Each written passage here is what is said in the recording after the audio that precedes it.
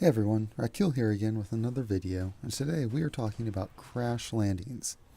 After figuring out from various game changers that the gameplay trailer was meant to show a variety of different gameplay items, I immediately locked onto the part in the trailer where we see the plane come crashing into the ground, eventually skidding to a stop, and the pilot dragging himself out of the cockpit. While a lot of other gameplay elements from the trailer were confirmed to be in the game, I thought it would be weird to add this very specific scene and to not have it be part of the gameplay like everything else is.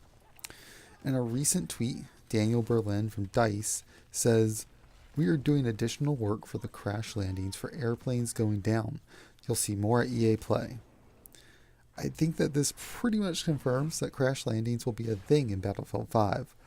But what form will they take, and how will this new gameplay element be implemented? In all the past Battlefield games, the ground usually equates to death for both you and your plane.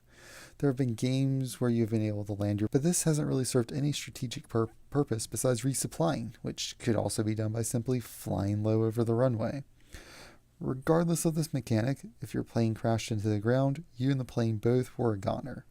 There also has never been a mechanic that allows you to survive if you stay in your plane when the vehicle reaches zero health. At this, the plane explodes, and you along with it. Battlefield 1 implemented a pretty strong disable system for planes. Vehicles in general could have various parts become disabled and will require repairs before they could be used again. Planes' wings could become damaged, causing a loss of control that was sometimes very difficult to counter. Still, if your plane's health reached zero, you'd be consumed by a fiery explosion unless you jumped out beforehand and pulled your parachute. So, how is the system of crash planes going to work in Battlefield 5? The first thing that I think we will see is the removal of the 100% chance at a fiery explosion when your plane reaches zero health, which I think will be true with all the vehicles in the game. If your plane goes to zero health, there will be a chance that it won't explode depending on where it's hit. At this point, the plane will become completely uncontrollable, and depending on your angle, you might be able to crash the plane and survive the wreckage. This also might only be a thing that happens when you hit the ground before your plane goes to zero health, such as when one of your wings becomes disabled. While I think this is a cool system that would bring a lot of immersion to flying, they'll need to make changes to the parachuting system, since most pilots will choose to eject before the plane goes completely down or is fully destroyed, and will render the system kind of pointless. This has been the case in every Battlefield game, and it can sometimes be rare to find a pilot that sticks with their plane till the fiery end, when it's so easy to just jump out. So, with the parachuting system, as DICE seems to be doing with every part of the game, it is possible that there will be an animation tied to this action. Instead of just jumping out of your plane and hitting your parachute, you might have to engage in animation that will take a set amount of time before you can actually get out of the plane. In World War II, pilots didn't really have a safe and reliable way of ejecting from a plane. In order to eject from most planes in World War II, the pilot would need to first turn the plane upside down to avoid getting slammed by the tail of the plane when they bailed out, open their canopy, undo their restraints, and then hope they fell out fast enough so they got out of the way of the tail of the plane before they could then deploy their parachute.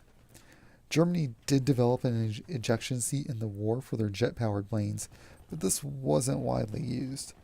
Heinkel, and sorry I'm going to butcher this name, Flugzeugwerke, developed a compressed air ejection seat that was safe and reliable, but they were extremely heavy and limited to use in the HE-219 heavy fighters and some other experimental projects. When Heinkel began working on smaller planes, he was forced to rethink this ejection system and eventually developed the Schleudersitapparat, which was reliable, safe, inexpensive, and simple. This system was implemented in the HE-162 fighters, but only a few of these were actually built, and there really aren't any reliable accounts of ejections.